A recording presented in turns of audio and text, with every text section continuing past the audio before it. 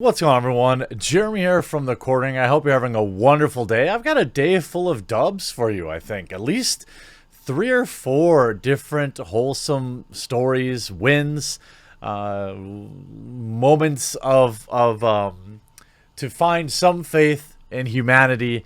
And I'm so very thankful for all of you.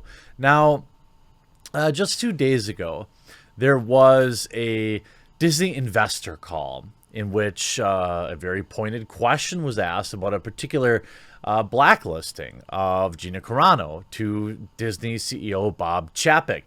And I thought the question was framed, quite honestly, perfectly. And we're going to hear his cowardly response here in a minute, as well as some bizarre activity with Gina Carano's Twitter account, as well as her striking back. But before we get into all that, just a huge shout out from ya boy, Raid Shadow Legends. Huge birthday shout out to Raid Shadow Legends. Everyone knows Raid Shadow Legends, of course, by now, but did you know that it's Raid's 2nd anniversary?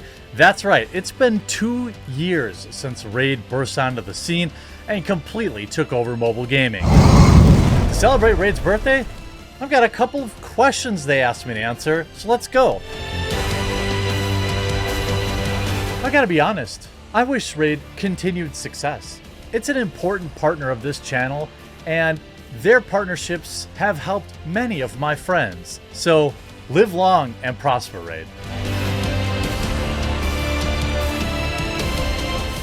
Favorite place to play the game?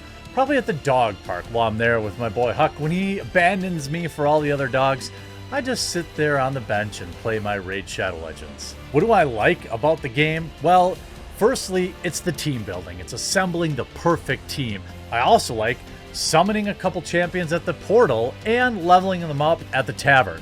So what's new in Raid?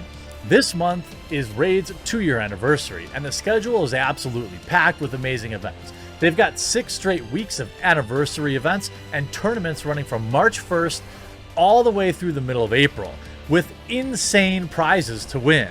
They're even launching their first ever clan versus clan tournament to give players a chance to compete directly against another clan to see who comes out on top.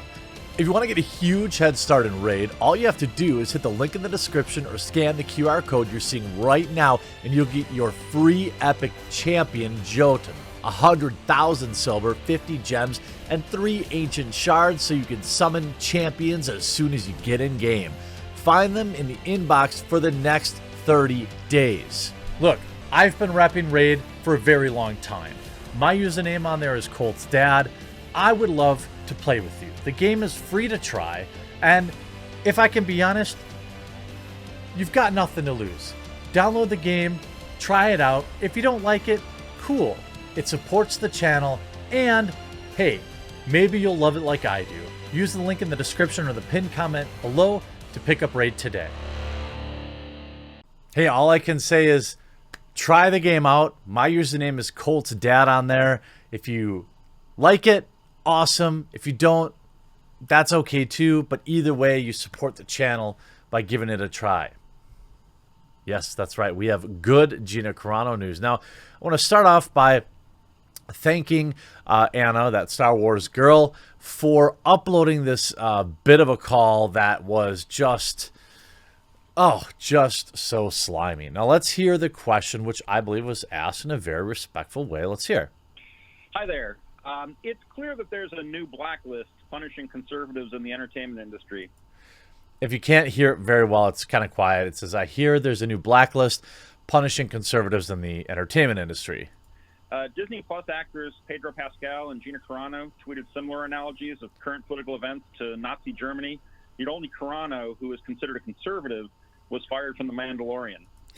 Pointing out, he then points out, both Pedro Pascal and Gina Carano made similar posts comparing current political climates to the WW2, which is, again, 100% correct. Regarding Disney and a blacklist, this is the way? Regarding Disney and a blacklist, this is the way.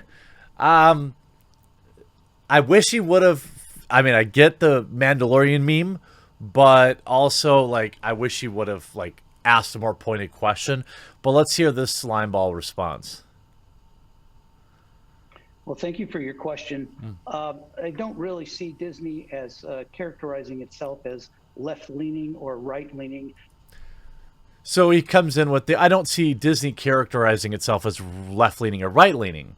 That wasn't the question. That wasn't the question he asked. He didn't ask, does Disney have a political affiliation? He asked, why was one fired and one wasn't? Yet instead standing for values that are universal, values of respect, values of decency, values of integrity, and values of inclusion. Cringe! None of what Bob Chapek said answered that man's question. And we seek to have not only how we operate, but the content that we make reflective of the rich diversity of the world that we live in. Yeah, I can't wait for the Disney cartoon version of the Uyghur internment camps, because they want to represent the world, the world that is rich in diversity in which they live, right? And I think that's a world that we all should live in harmony and peace. Thank you for your question. Next question, please. That wasn't an answer. That wasn't an answer.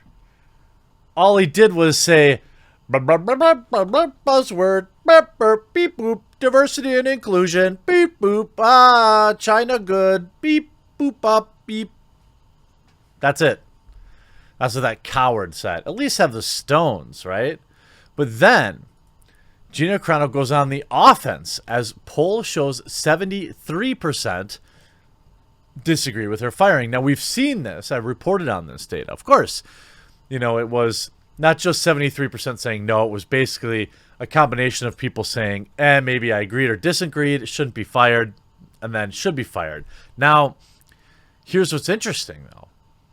Carano retweeted this yesterday, the poll, saying that, in fact, I have the tweet, I think. Yep, here it is. So she tweets out, isn't this interesting? And I believe this is a circus. Yes, it is, a circus tent.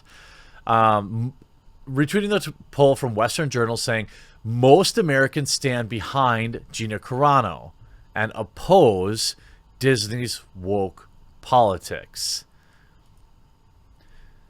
So, again, we saw this number. The data we're pulling comes from Public Opinion Strategies guided survey poll of 1,098 adults. 73% of adults believe Carano was wrongly fired. 77% of adults hold a positive view of the Walt Disney Company, a low number considering Disney's primarily known for making wholesome family content. 64% opposed removing Splash Mountain's current Briar Rabbit theme, which is the only theme based on African American slave folklore. 61% believe Carano was fired as a part of negative cancel culture, and 84% opposed Disney's filming near the camps in China. 84%? Why isn't that 100? Why isn't that 100%? 47% of adults said they will be less likely to engage with Disney content as a result of their behavior.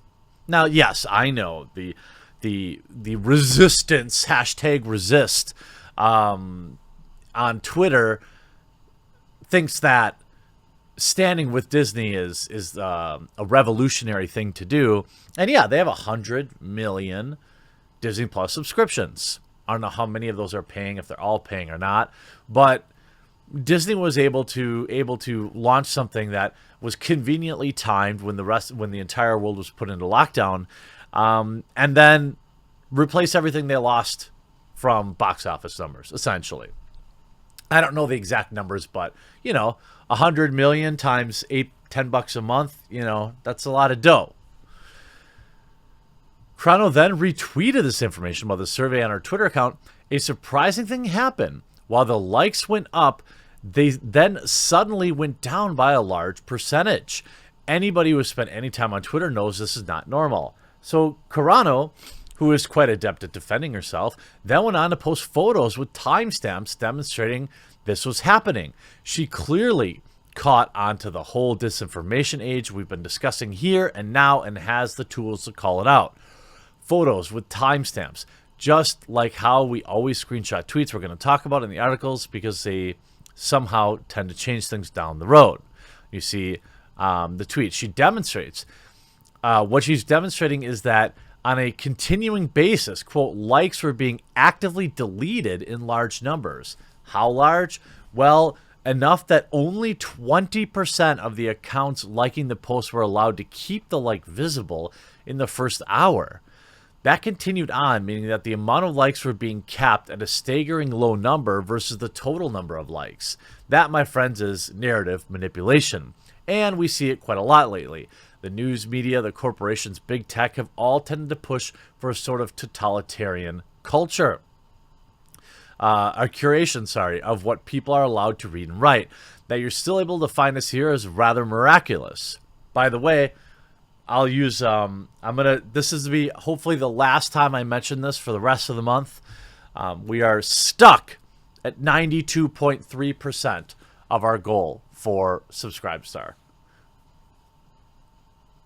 If you are in a position to, I hope today you'll head over to subscribestar.com and continue backing the content there, because cancel culture, of course, is always coming for free thinking channels like this, and your financial support, whether it's $2 or $5 a month, goes miles to insulating this business and keeps my editor and my thumbnail person and Maggie, my assistant, all feeling a little bit safer about their jobs. So please do consider that.